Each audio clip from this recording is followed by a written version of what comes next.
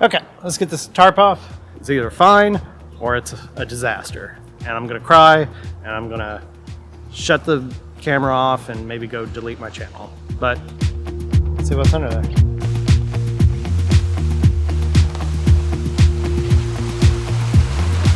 Hey everybody, welcome back to the channel. If you've been following along, you know that we've taken a bit of a break from working on our 1956 Calcraft to finish up some projects that I had on our 1968 Playmore so that we could take it out camping. And I've gotten some questions about whether or not I had abandoned this project, if I still had it. And yes I do. And today we're going to take this tarp off and do a little bit of talking about it. It's going to be one of two things. It's either fine or it's a disaster. And I'm going to cry and I'm going to shut the camera off and maybe go delete my channel. But let's find out. It'll be fun. So when I sort of put this away for storage, I wrapped this tarp over it and I just used these little A clamps to clamp it to the framing. And I haven't been in there since I installed the flooring in it. So I don't know what it's like in there. Could be full of spiders, could be full of water. The problem with tarps is that they tend to trap moisture under them, especially if they're flat against something. If there's room for air to circulate, it's not a problem. I worry that there's been moisture trapped between that tarp and the wood framing, and that wrap that makes the ceiling could be warpy. And the sad thing about that is the only thing I can do to fix that is to tear it all down, along with the curbing, those strips of plywood that's on the outside radius, and replace it. Yeah, so anyway. Let's cut, and then we'll take it off. I'll show you taking it off. I don't know what I'm saying. You got it.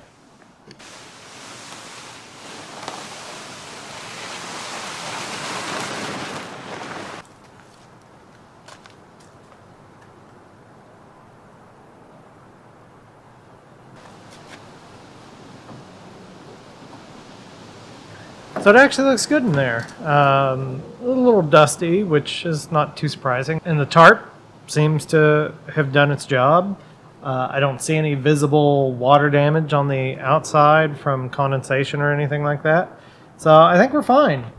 You know, I cut these insulation panels and put them all in there, and then I never got around to actually getting the skin on before it got to be wintertime. So some of them I just left under the tarp, and others I just piled in here. So I think there's even a few in the basement maybe. But yeah, we've been doing some thinking about what we want on the inside of the camper, and part of that was due to some of those modifications I made for the Playmore. So in doing some of that, I realized that, you know, maybe there's some things I want a little different in here. There's some things that maybe I want to add that I wasn't planning on doing before. So let me tell you what some of those things are.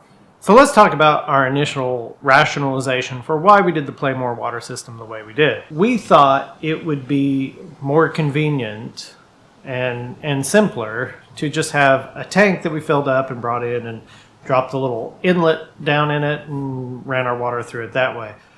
We had seen a van life build that did it like that. What I found out is that never really worked very well. And so I added the city water inlet on the Playmore, and it turned out it was super easy. I don't know what I was afraid of. Getting back to this camper, I'm like, you know, the one thing that is really kind of a little bit of a pain with the Playmore is not having any permanent water storage in the camper, because we do occasionally run into situations where you know, maybe a campsite would be nicer if we took the one that didn't have the water hookup, or maybe we're somewhere where the campsites don't individually have water hookups, but there is maybe a potable water source close by. So kind of starting to think maybe I'm going to put a water tank in this one, like an actual permanent water tank. Knowing more about the plumbing system now, I realize that that's not hard to do. It's very simple. Probably the worst part about it is going to be buying the tank.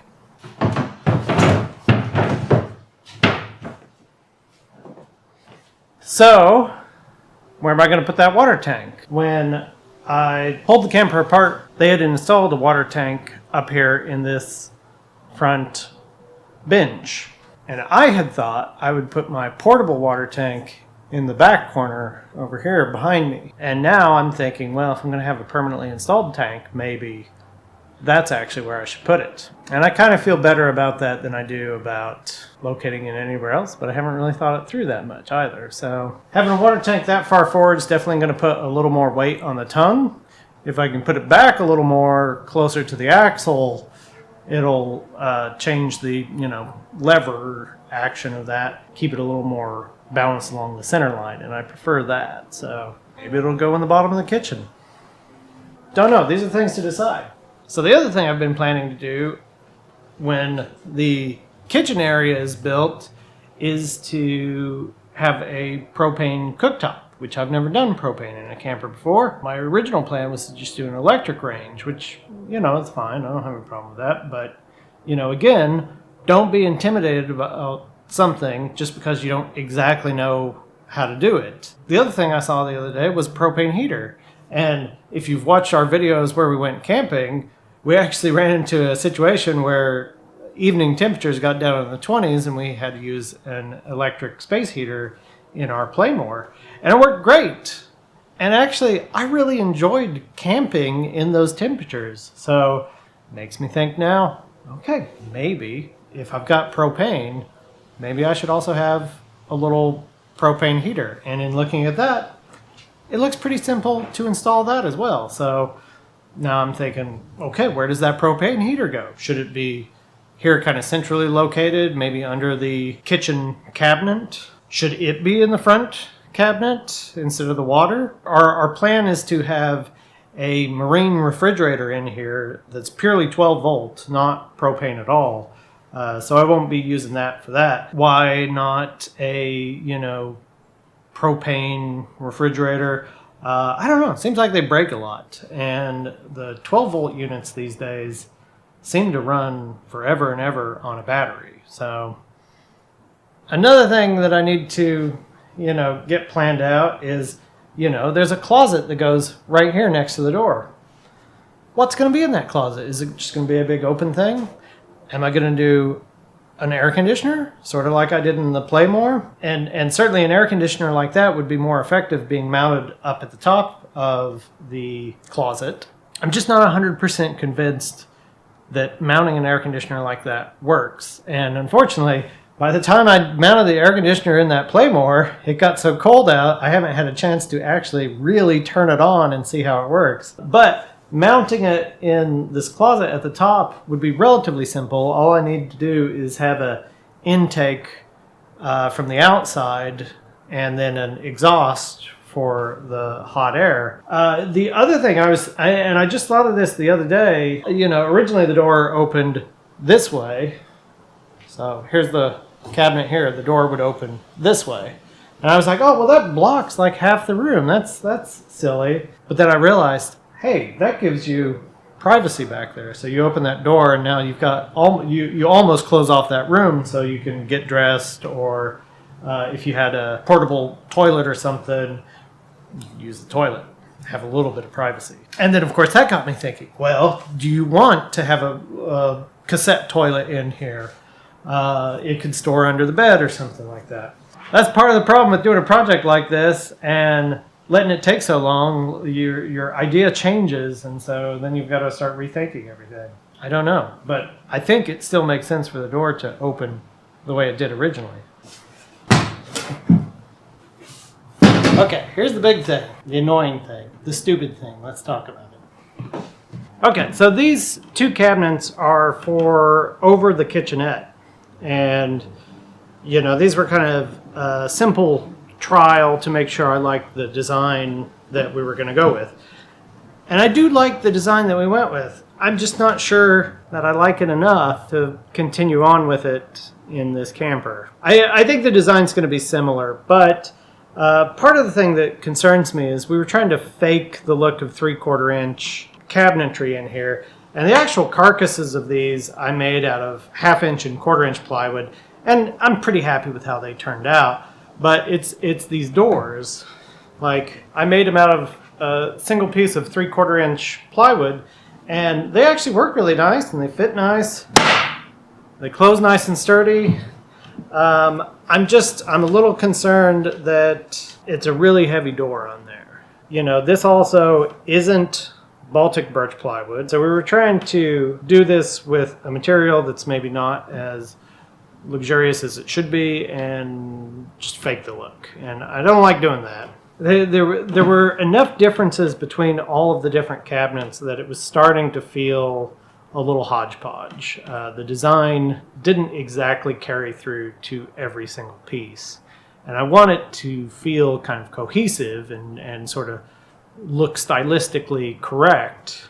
And I just don't know that I'm following through on that. So I've got to rework maybe some of this cabinet design. But I still like these cabinets. Just maybe not as much as I did. So all that being said, there is one thing I'm still reasonably confident about, and that's that I will be using the same mattress that we got from rvmattress.com for our Playmore in the back of this camper. When things are somewhat up in the air, the thing to do is to work on the thing that you know. So until I make all those other decisions, what I want to do back here is, instead of having this weird kind of dip where that floor ends, it dips down a couple of inches and then it starts that curve. So I'm going to flatten that floor with just like a piece of 1/4 inch and a little bit of bracing, so it's not, you couldn't stand on it, and then we'll do the same kind of bed slat frame that we did in the Playmore on the top. And then hopefully by the time I'm done with all of that, I will have figured out some of these other things that I'm going to do with the rest of the camper. Who knows? I'm just making this up as I go. Surprise. Those of you that thought I knew what I was doing, I really just don't. No, sorry. Okay, so here's what I'm going to do. I'm going to lay a nice long straight edge down here on the floor, and then I'm going to push it back until it touches on the curve. I'm going to make a mark right where it touches so that I can get a good idea of how wide of a piece I need to have to fill this space. I'm just going to do that in several spots. I'm also going to go ahead and make a mark here on the wall. So if I use a piece of 1/4 inch plywood there, I need a shape that's kind of like this, but a 1/4 inch less than that. And I need to make some of those braces just across here so they have something attached to. So I had some scrap underlayment downstairs. I had to cut 2 pieces to make it the right length, but I think it'll work fine. That's basically it. I'm going to put a little ledge right here to catch this edge of it and secure it there. And then I think I'm going to put another piece of wood across the back side of this just to kind of support it a little bit. Then it's basically just going to sit in there and rest on this piece. I'm keeping it simple because it's something that is mostly just always going to be hidden and not really that important.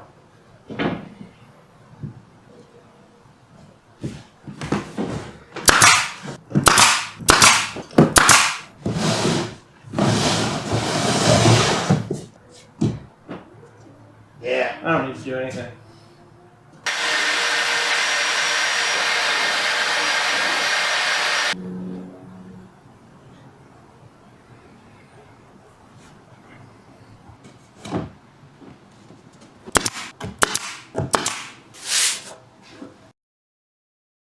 I think that's going to take care of it for this week. I've still got a lot of decisions to make about the rest of the design on this. Leave a comment and let me know, what do you think about this? Do you think I'm leaving something out that I'm going to regret? Do you think I should maybe not care so much and just get it done?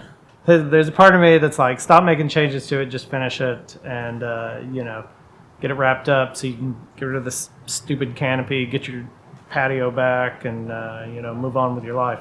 Let me know your thoughts in the comments. So thanks for watching. Please make sure and like and subscribe, and we will see you in the next one.